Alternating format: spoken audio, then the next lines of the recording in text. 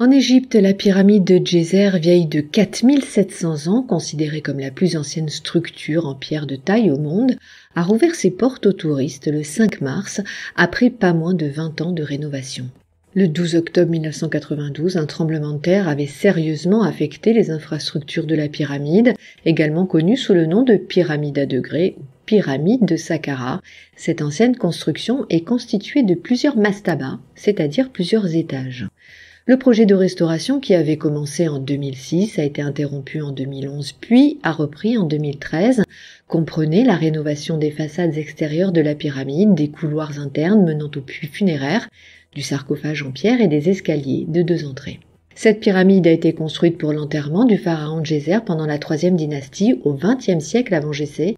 C'est Imhotep, ministre et architecte du roi, qui construisit ce monument à degrés qui symbolise l'élévation de l'âme du pharaon vers le ciel des dieux.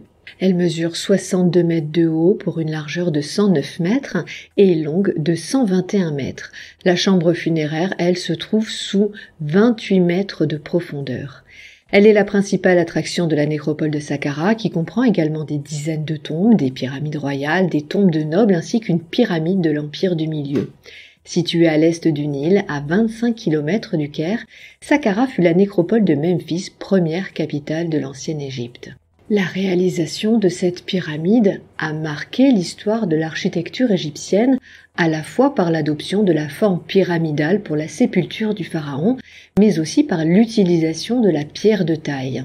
Les pyramides de Gizeh, par exemple, sont des pyramides à face lisse et ont été réalisées presque 200 ans plus tard.